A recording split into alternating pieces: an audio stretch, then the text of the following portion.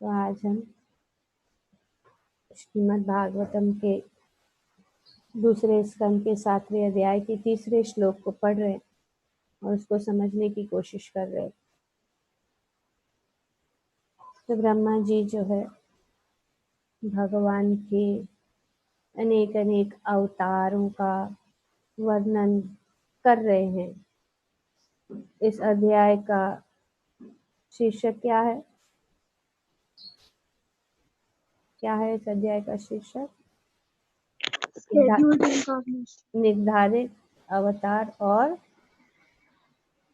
Specification. Specific. तो उसको हिंदी में क्या बताते हैं? उसको क्या कहते हैं? स्पेसिफिक फंक्शन, राइट, इंग्लिश में। तो ये अध्याय में श्री ब्रह्मा जी जो ये विशिष्ट कार्यों के लिए निर्देशित अवतार, तो ये निर्दिष्ट अवतारों का वर्णन वे कर रहे हैं ये शॉर्ट में, और विस्तार रूप में से आगे इन अवतारों का भी वर्णन किया जाएगा तीसरे स्कंद में। तो पहला अवतार वराह अवतार, और उसके बाद में दूसरा अवतार का भी वर्णन किया गया दूसरे श्लोक में, सुयज्ञ। और अब इस श्लोक में भगवान का और एक अवतार जो है कपिलदेव।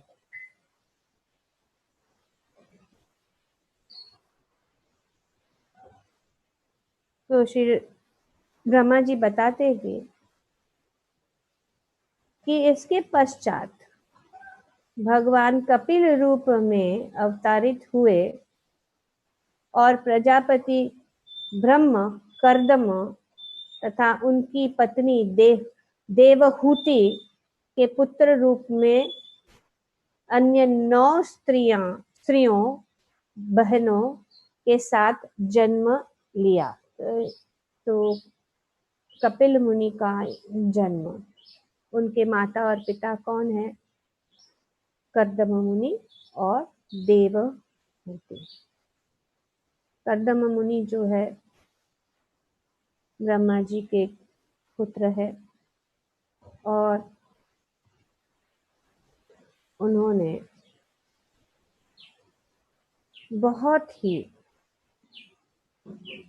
वे भौतिक जीवन से अनासक्त थे,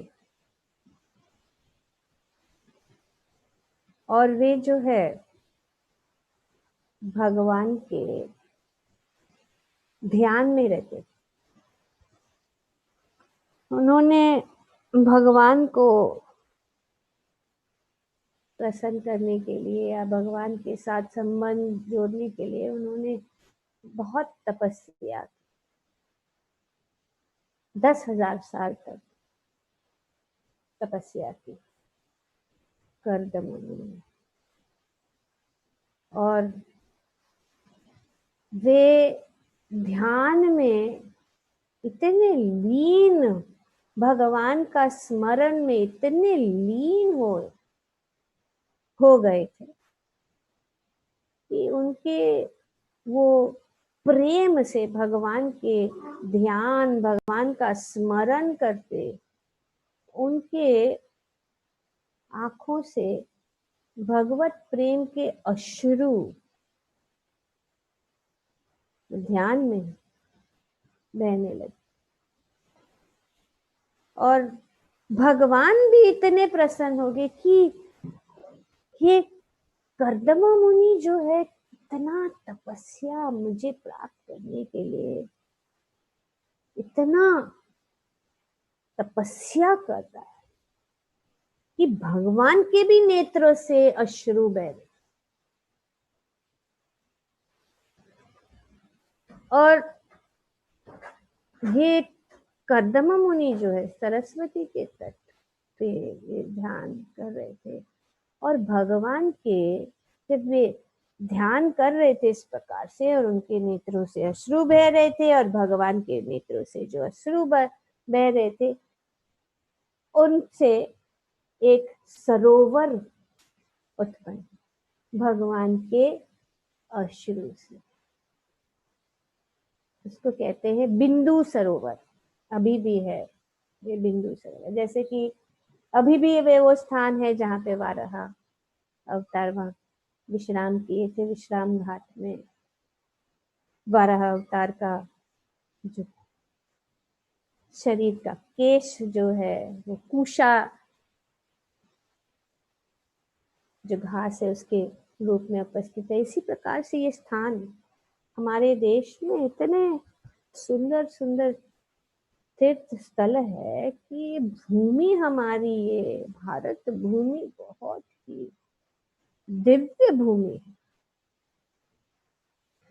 पर एक एक जो स्थान है वहां पे, तो ये बिंदु सरोवर,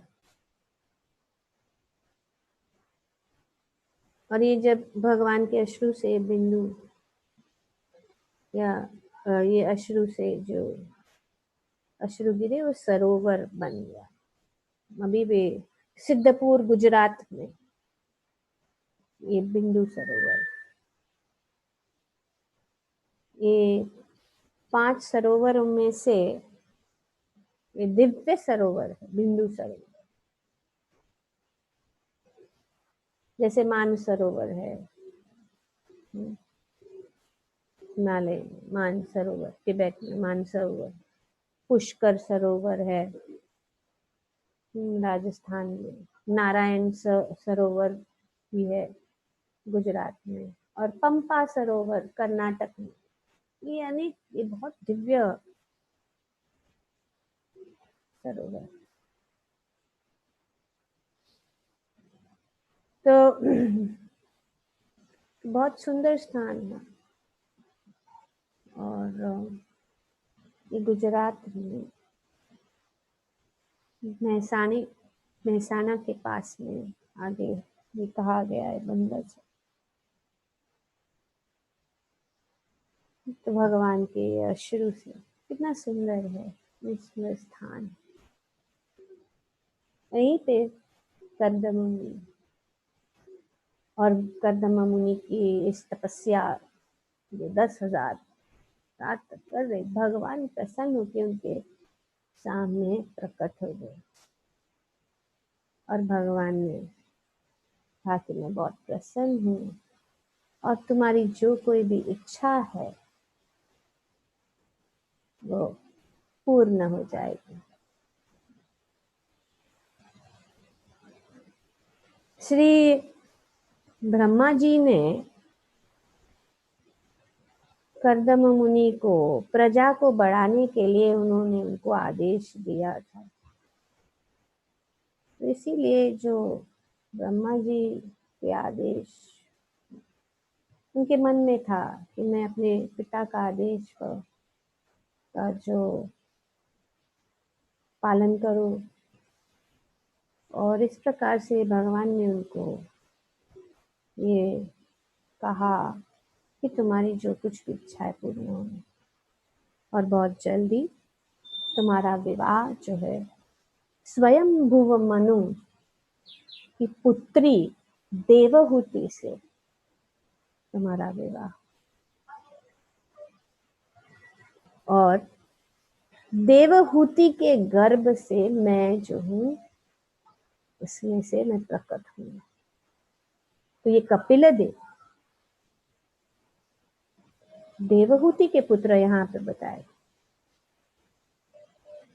प्रजापति ब्राह्मण कर्दम मुनि, कर्दम तथा उनकी पत्नी देवहूति के पुत्र रूप में अन्य 9 स्त्रियां, तो 9 बहन। और ये सब कथा जो डिटेल में है वे आगे हम सब वो पढ़ेंगे। यहाँ पे शॉर्ट में ये है कि कपिल मुनि का जन्म हुआ, जो भगवान स्वयं। कपिल मुनि जो है हम जानते हैं कौन है। कौन है कपिल मुनि? भगवान है, लेकिन कौन है कपिल मुनि का? जब हम स्मरण करते हैं तो क्या आता है मन में? सांख्य फिलोसफी माता जी। Yes, Sankhya philosophy. Okay, very good. What else? और क्या?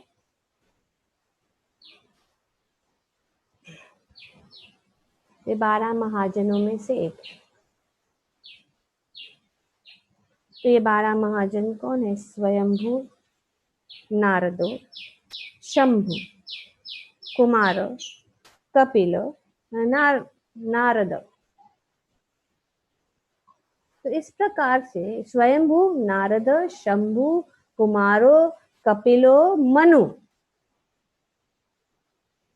तो ये बहुत अच्छी तरह से श्रीमद् भागवतम के 6 अध्याय में वर्णन किया गया।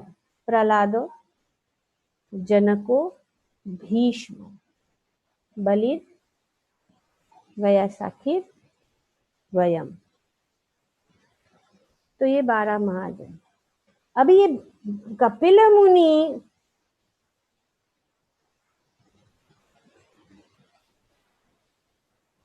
का ये अवतार, इन महाजनों में से कपिल मुनि ही एक है जो स्वयं भगवान है। और देखिए उन्होंने कितना जो ज्ञान दिया है श्रीमद् भागवत। भगवान महाजन है। बाकी के सब भगवान के महान भक्त है, पर इन 12 महाजनों में से कपिल मुनि जो है भगवान, स्वयं भगवान, भगवान का अवतार।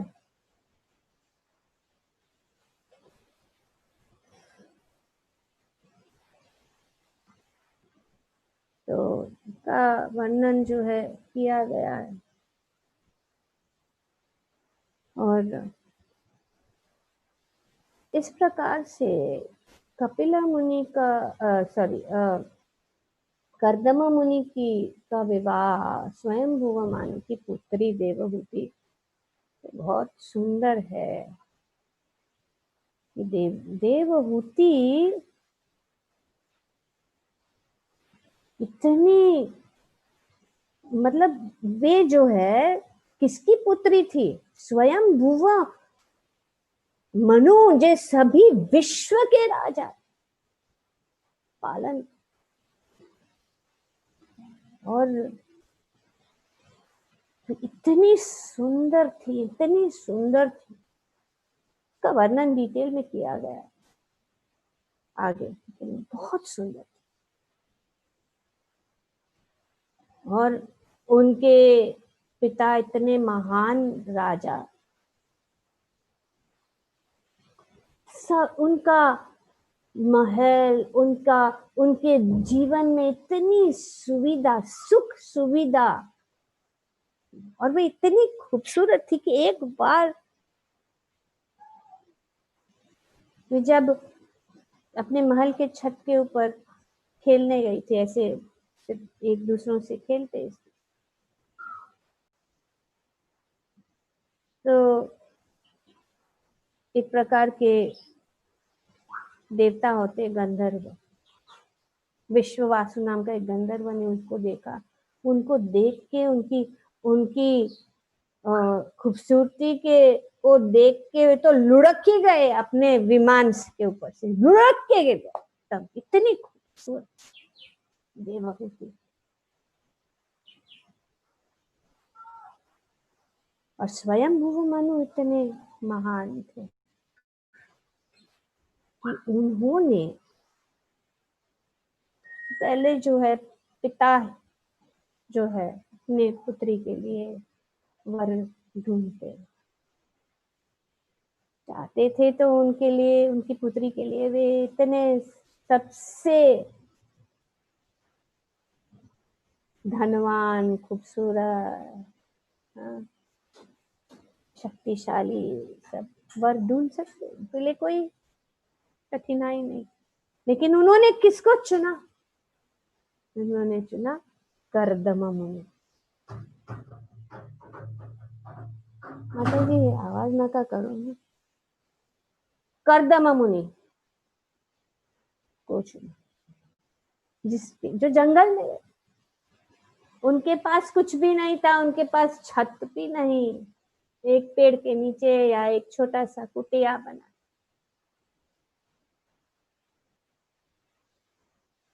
पर कौन थे वे? महान भगवान के महान भक्त थे, भगवान के ध्यान में रहते थे।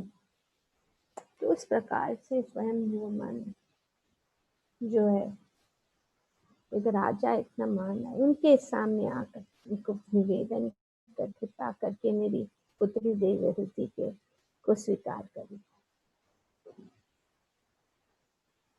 और कर्दम मुनि ने उनको स्वीकार कर लिया। और देवहूति महलों में रहने वाली, ऐश्वर्य में रहने वाली, उन्होंने अपने पिता का की आज्ञा पालन करते हुए कर्दम मुनि को अपने पति के रूप में स्वीकार किया। और ऐसा नहीं कि आधे मन से चलो पिता को खुश करना, पूरे मन से अपने आप को आत्मसमर्पण कर लिया कर्दम मुनि।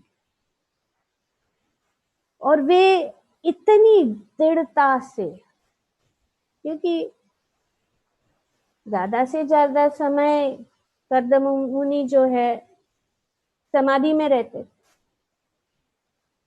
और समाधि में रहते थे तो वे उनकी जो कुछ भी उनके लिए जरूरी है वो तैयार करके रखते थे। दिनों तक वे नहीं समाधि से बाहर निकलते थे, पर वो वहीं पे रुकी थी कि उनकी सेवा के लिए तैयार। तो कर्दम मुनि बहुत दिन तक खाते भी नहीं थे, तो देवहूति भी नहीं खाते। उसका शरीर इतना पतला सूखा हुआ, वो अपने शरीर के विषय में नहीं सोचती थी, सिर्फ अपने पति की सेवा में वो इतनी लीन हो गई थी कि उनके केश भी जटा। वे अपने शरीर, अपने वस्त्र, अपना खाना पीना, अपने विषय में, अपने शरीर के ऊपर कोई भी ध्यान नहीं। तो इतनी पतली सूख गई, पूरा उनका जो इतनी खूबसूरती थी वो सब खत्म। और इस प्रकार से का शरीर में पूरा धूल, कपड़े पे धूल। और ऐसा नहीं कि थोड़े, बहुत सालों तक चलता सेवा कर। एक बार कर्दम मुनि जब ध्यान से बाहर, समाधि से बाहर उठे, तो उन्होंने देखा कि अरे मेरी पत्नी का क्या हाल हो गया है। तब उन्होंने उनसे कहा कि ये सब मैं ठीक कर दूंगा। और फिर उनकी इच्छा थी कि हर स्त्री को ये इच्छा होती है कि पुत्र हो। तो इस प्रकार से उन्होंने, कर्दम मुनि ने अपनी योग शक्ति से उनको सरोवर में जाने के लिए कहा। और जब वे सरोवर के अंदर डूब कर स्नान कर लिया, तब फिर उनकी फिर से जो खूबसूरती थी वो फिर उनको वापस मिली। और क्योंकि उनके रहने का कोई स्थान अच्छा नहीं था, और अगर पति और पत्नी को साथ में रहना है तो एक सुंदर भुवन की जरूरत। उन्होंने एक भुवन का उत्पन्न किया अपने योग शक्ति। ये ऐसा भुवन जो उड़ सकता है हवा में, इतना बहुत सुंदर डिटेल रूप में इसका वर्णन किया गया है भागवतम के 3 स्कंद में। कैसा था वो आज हम सोच भी नहीं सकते। ये 747 क्या है, कुछ नहीं। आवाज आता है ऐसा नहीं, सुंदर जो ये, और कैसा चलता था, मन की गति। अगर मन से कहीं जाना है तो तुरंत वो, कोई पायलट की जरूरत नहीं। बहुत वर्णन है इसका। तो इस प्रकार से ये सुंदर जो, और कपिला इस प्रकार से कर्दम मुनि और देवहूति के योग से भगवान कपिला, तो ये जो यहाँ पे बताया गया है कि भगवान कपिल के रूप में ये विशिष्ट कार्य, ये जो है अवतार, निर्दिष्ट अवतार, और अभी विशिष्ट कार्य क्या है यह बताया गया। उन्होंने अपनी माता को आत्म साक्षात्कार के विषय में शिक्षा दी। क्या दिया उन्होंने? आत्म साक्षात्कार के विषय में शिक्षा दी, जिससे वे उसी जीवन काल में संसारिक गुण रूपी कीचड़, ये संसार कीचड़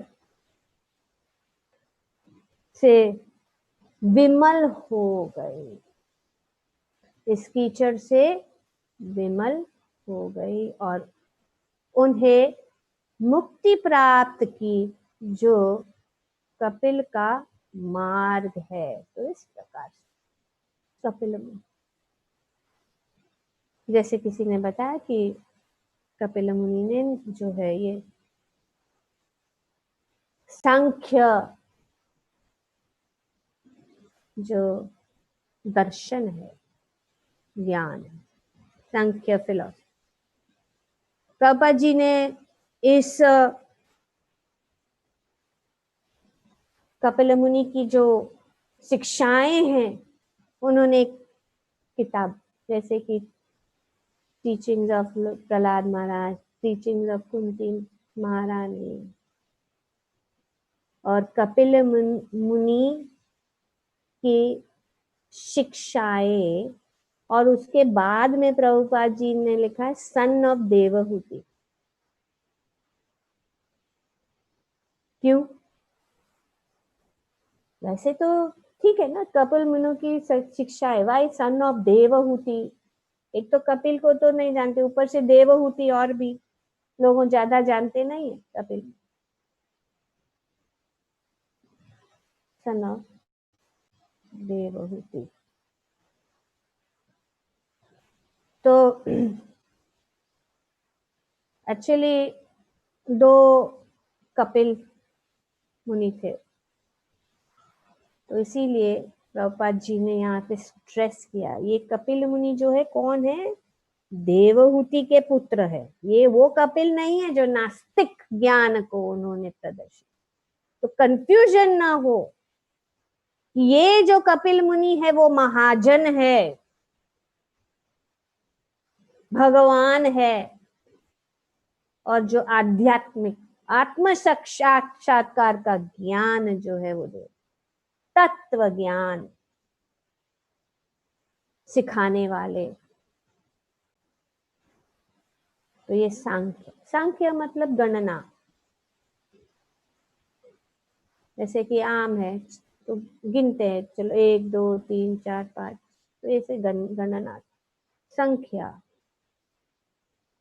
पर ये जो मूल तत्व को जानना, जिससे सब कुछ आता है, जिससे आप उसको जानना, उसको कहते हैं सांख्य ज्ञान। तो ये फर्क है, सांख्य मतलब गिनना, लेकिन संख्या मतलब गिनना, ये तत्व ज्ञान।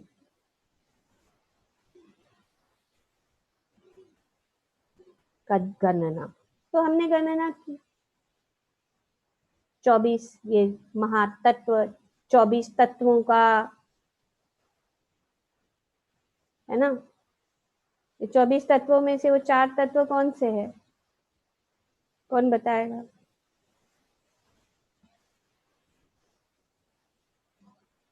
"24 elements"। What are the 4 elements? 20, okay, we know. 24 क्या है? Who knows? Never mind. ठीक है, क्या है? मन, बुद्धि और अहंकार। मन, बुद्धि, अहंकार और अव्यक्त जगत, अव्यक्त, अनमैनिफेस्टेड मटेरियल नेचर। तो ये 4, तो ये 4 है। 5 हम तो जानते हैं, 5 महाभूत, 5 ज्ञान इंद्रियां, 5 कर्म इंद्रियां, 5 जो है ऑब्जेक्ट्स ऑफ द सेंसेस, विषय, इंद्रियों के विषय 5, तो 20, और फिर मन, बुद्धि, अहंकार और अव्यक्त जगत, जिसका वर्णन किया गया है भगवद गीता में 13वें अध्याय में श्लोक संख्या 6 और 7 में। महाभूतानि अहंकार, तो महाभूतानि मतलब ये ग्रेट महाभूत, सब ये जो पंच महाभूत। अहंकार एक है, बुद्धि दूसरा है। महाभूतानि अहंकारो बुद्धि अव्यक्तम एवच, अव्यक्त जगत, अनमैनिफेस्टेड।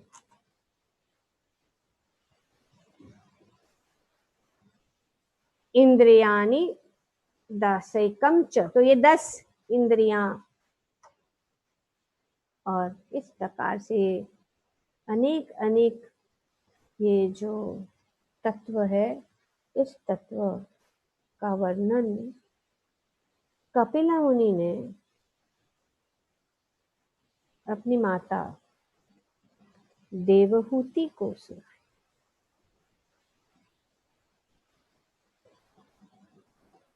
तो ये सांख्य का खोज, जैसे इस सांख्य का खोज का एक ही उद्देश्य है कि सब कुछ जो है इन तत्वों से बना। वो ये एक एक चीज अगर जैसे कि घर है या पेड़ है या पशु है, पक्षी है, क्या कोई भी जड़ पदार्थ है, वे जो है इन तत्वों से बनाई गई चीजें। पर ये जो मूल कौन है, इसका खोज, इस तत्व को देखने से हम मूल तत्व कौन है, सभी कारणों के कारण कौन है, यही निष्कर्ष निकालने के लिए इसका खोज किया जाता है। और अंत में यही आता है, क्या आता है? वासुदेव सर्वमिति। तो इसके लिए इतना साइंटिफिकली ये बताया जा रहा है, ये तत्व ज्ञान है। इस तत्व ज्ञान को जानने से हम भगवान की महिमा को समझ सकते। ये कोई ऐसे भावुकता से भगवान को पूजना नहीं है, ऐसा नहीं है कि इतने बड़े बड़े ऋषि मुनि, जैसे कि यहाँ पे कर्दम मुनि इतने ध्यान में भगवान को ध्यान लगा रहे, तो ये कोई खेल नहीं है, ये साइंटिफिक है और परम सत्य है। श्री प्रभुपाद जी अपने तात्पर्य में बताते कि भगवान कपिल ने अपनी माता देवहूति को जो उपदेश दिया, वे श्रीमद् भागवतम के तृतीय स्कंद अध्याय 25 से 32। तो ये बहुत, देखिए कितना ज्ञान हमारे पास। हमने जो सोचा कि क्या क्या है, क्योंकि एक साथ में सब कुछ ध्यान नहीं हो सकता। भक्ति योग की महिमा कपिल मुनि ने माता देवहूति को समझाया। दूसरा ये है 25वां अध्याय। 36वें अध्याय में प्रकृति के मूलभूत सिद्धांत। देखिए मूल क्या क्या सिद्धांत, प्रकृति का ज्ञान, भक्ति साधना के लिए कपिल के आदेश। देखिए महाजन है, उनके आदेशों को जो है मानना चाहिए, अपने मन से नहीं और शास्त्र से। इसीलिए यहाँ पे श्री प्रभुपाद जी बताते हैं यदि कोई भगवान श्री कृष्ण या कपिल के आदेशों का पालन करे तो वे उसे परम लाभ हो सकता है। यहाँ वहां से नहीं सुनना है। श्रीमद् भागवतम और जो प्रामाणिक जो महाजनों ने जो हमें ज्ञान दिया है, और यहाँ पे कपिल मुनि एक महाजन के रूप में ये हमें जो है भक्ति तत्व को समझा रहे हैं। कपिल, भगवान कपिल द्वारा भक्ति की व्याख्या, भक्ति साधन के लिए कपिल के आदेश, भगवान कपिल द्वारा विपरीत कर्मों का वर्णन, सब कुछ है। जीवों की गतियों के विषय में भगवान कपिल के आदेश, कर्म बंधन, इस प्रकार से अनेक अनेक जो विषय है, इस विषय को जो है कपिल मुनि ने किसको सुनाया? ध्यान रखिए, किसको सुनाया? अपनी माता देवहूति। कोई ऋषि मुनि योगी को नहीं, एक स्त्री। तो हम समझ सकते हैं कि देवहूति कितनी ज्ञानवान होगी कि वे ये सांख्य फिलॉसफी अगर हम सीखने को भी जाएंगे तो इतना कंफ्यूजन है, कॉम्प्लिकेटेड है, समझना कठिन है, लेकिन देवहूति तो समझ। मूर्ख लोग कहते हैं कि स्त्री जो है उनको ये नहीं दिया जाता था, पहला आध्यात्मिक ज्ञान नहीं देते, education, no education, let's increase women education. ये तो सब अभी किया है, अभी हुआ है, पहले ऐसे नहीं था। स्त्रियों को भी सब कुछ ज्ञान मिलता था, लेकिन वे बाहर नहीं, घरों के अंदर सब कुछ ज्ञान, यहां तक भी युद्ध, सब कलाएं, सब कुछ उनको ज्ञान मिलता था।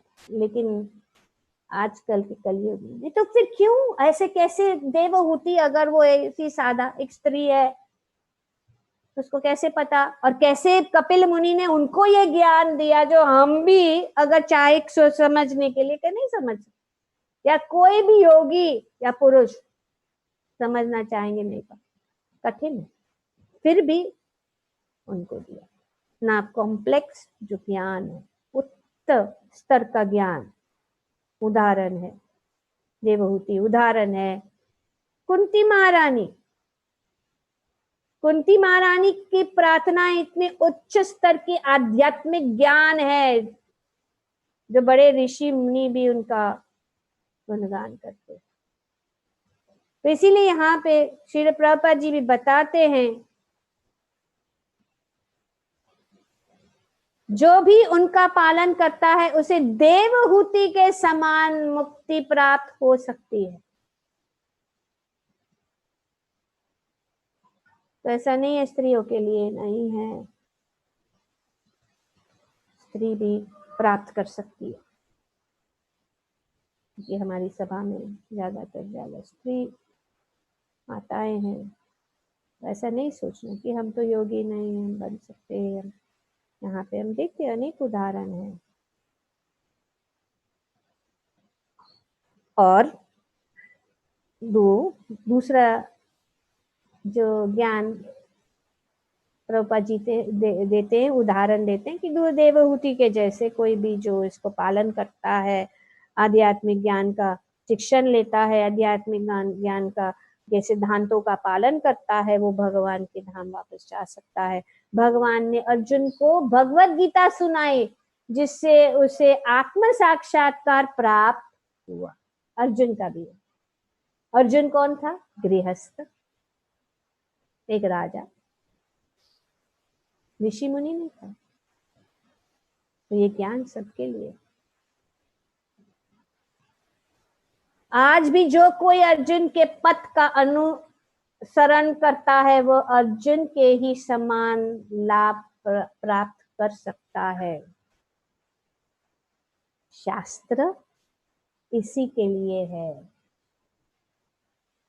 इसी के लिए है शास्त्र, परम गति को प्राप्त करने के लिए। और शास्त्रों के चक्षु और महान भक्तों के आदेशों का जो है अनुसरण करना हम प्राप्त कर सकते। तो यहाँ पे प्रभुपाद जी वर्णन करते हैं कि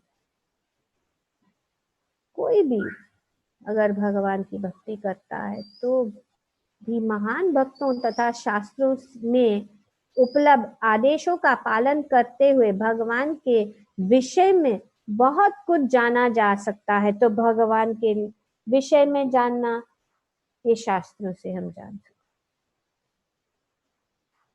हर पल हर समय प्रभुपाद जी जो है शास्त्रों का प्रमाण देते हैं। जो कुछ प्रभुपाद जी कहते हैं वो ऐसे नहीं अपने मन से वो प्रमाण देते हैं। वे बोलते हैं कि हाँ ये पद्म पुराण से है या वाराह पुराण से है या भगवत गीता से है या श्रीमद् भागवतम से है या ये उपनिषद वो उपनिषद। भगवान प्रभुपाद जी जो है हमें इसके लिए प्रभुपाद जी की तात्पर्य को हम अगर पढ़ते हैं तो हम जो है हमें निश्चित रूप से हमें सफलता प्राप्त होगी, क्योंकि ये प्रामाणिक है। नहीं तो कहीं और से सुनने से कुछ नहीं। हम हर रोज प्रभुपाद जी के जीवन को हर शाम को देख रहे हैं। बड़े बड़े योगी महाराज जो भी होंगे अपने स्तर पर, लेकिन जो प्रभुपाद जी ने किया सबसे महान। इसीलिए परिव्रजकाचार्य अष्टोत्तर शत, अष्टोत्तर शत का अर्थ बताया था कुछ दिन पहले। जो परम सिद्धि को पूर्ण सिद्ध व्यक्ति से हमें सुनना चाहिए। तो हमें भी जब हम पर पूर्ण सिद्ध व्यक्ति से सुनेंगे तब जो है हमारे जीवन या पूर्ण सिद्ध व्यक्ति के प्रतिनिधि उनके शिष्य जो, इसीलिए गुरु शिष्य पर, उनके शिष्यों से जब हम सुनते हैं और जब हम प्रभुपाद जी के तात्पर्य को पढ़ते हैं यथारूप, तब जो है हमें भी जिस प्रकार से अर्जुन, जिस प्रकार से देवहूति, जिस प्रकार से अन्य अन्य भक्तों ने परम सिद्धि को प्राप्त। तो प्रभुपाद जी यहाँ पे बताते हैं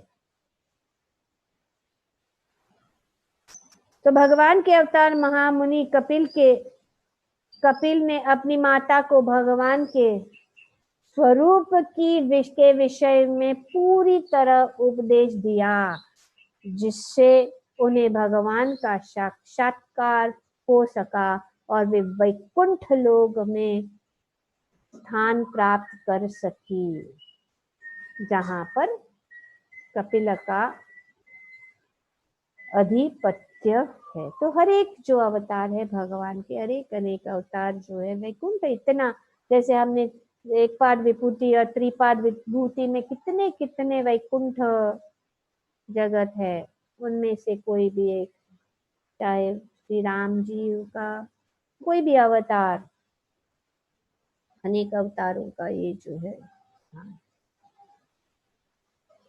और भगवान के अवतारों का वर्णन प्रभुपाद जी करते हैं। अनेक अनेक प्रकार के अवतार है। ये जो लीला अवतारों का कपिला जो है वे शक्त्यावेश अवतार है, स्वयं भगवान। और इन अवतारों का वर्णन किया जा रहा है। अंश, कला, गुण, योग तथा मनवंतरा अवतार, और जब भगवान के आदेश के से उनका कोई पार्षद अवतार लेता है तो ऐसा अवतार को शक्त्यावेश अवतार कहा जाता है।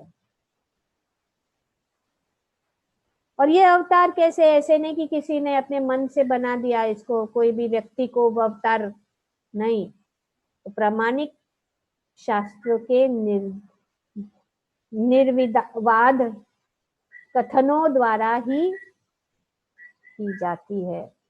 शास्त्र में सभी अवतार का, जैसे कि हम यहाँ पे अवतार,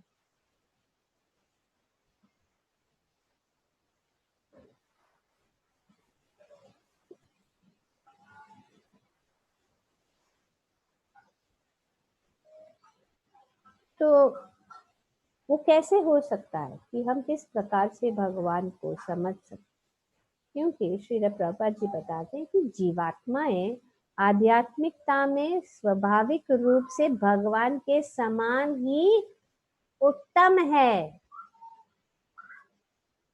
क्योंकि हम भगवान के अंश हैं।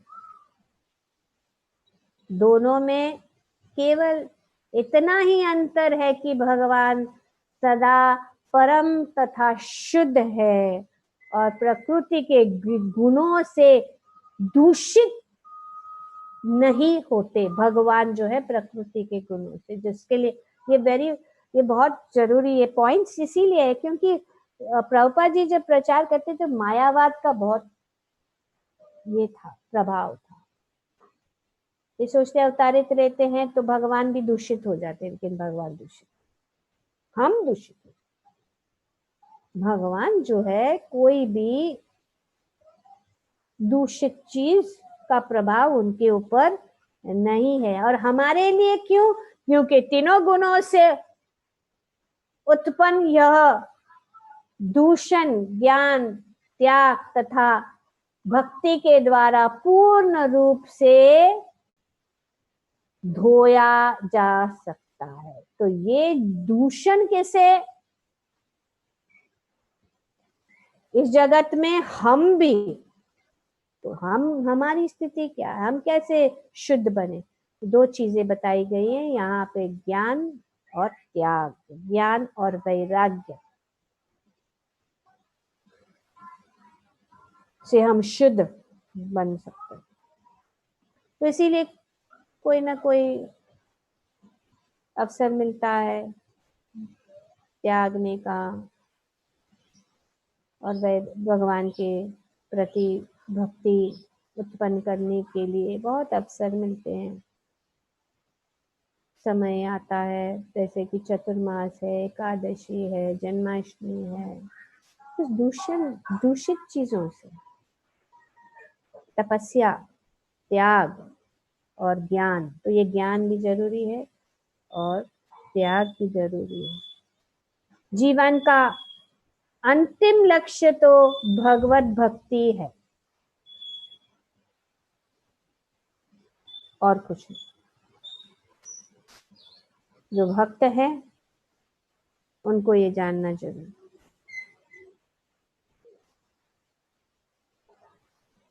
भक्ति है, अतः सीधे ही भगवान की भक्ति में लगे हैं। जीवन का अंतिम लक्ष्य तो भगवत भक्ति है, अतः जो सीधे ही भगवान की भक्ति में लगे हैं वे आत्मज्ञान को तो प्राप्त करते ही है, साथ ही संसारिकता में विरक्ति भी प्राप्त कर लेते हो। ये जो है विरक्ति अपने आप हो जाती है, जैसे कि त्याग कर, ऐसे अभी चतुर्मास है, उपास करना है, ये करना है, वो जो है अपने आप मन ही लगता है, क्योंकि भगवान की भक्ति में, भगवान की सेवा में लगने से ये जो है भारी नहीं लगता, आनंद नहीं लगता है। अपने आप सीधे भगवान की भक्ति में लग जाओ। जब हम सीधे भगवान की भक्ति में लग जाएंगे, धीरे धीरे धीरे धीरे हमारे अंदर शुद्धता आ जाएगी। ये कोई एक दिन का काम नहीं है भाई, ये शॉर्टकट का जमाना भी है, तो अभी एक बटन दबाओ और दूसरे समय प्राप्ति, तो उसको करते रहना है।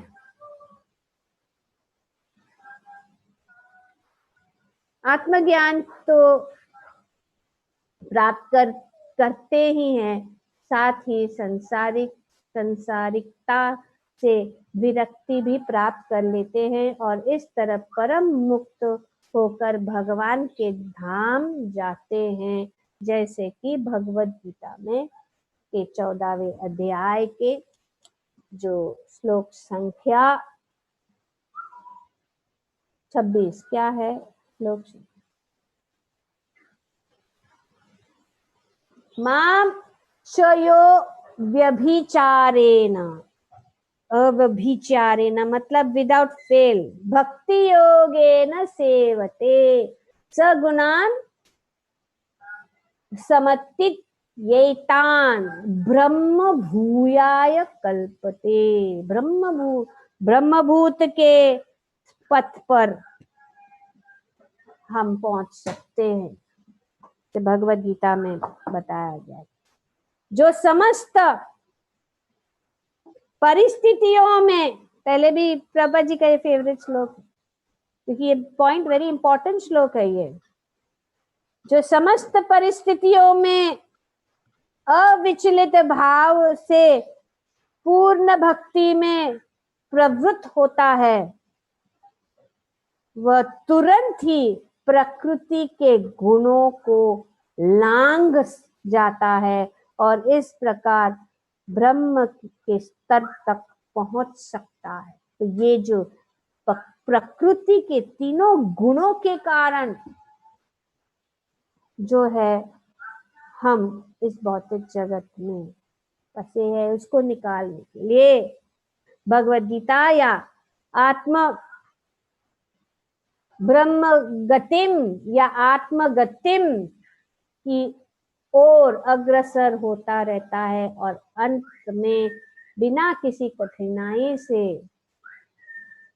कपिलस्य गतिम अर्थात भगवान के धाम को प्राप्त कर सकता है, बिना कठिनाई से आराम से। हरे कृष्ण कृष्ण कृष्ण हरे हरे, हरे राम राम राम हरे।